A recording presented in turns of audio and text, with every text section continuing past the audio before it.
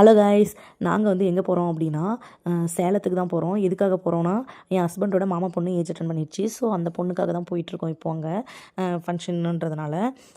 அங்கே போனால் எங்கடா இது காட்டுக்குள்ளே எங்கேயோ போயிட்டே இருக்குதே, காட்டில் போயிட்டு ஃபங்க்ஷனை வச்சுட்ருக்காங்களே அப்படின்னு சொல்லிட்டு நாங்கள் ரொம்ப ஃபீல் பண்ணோம்.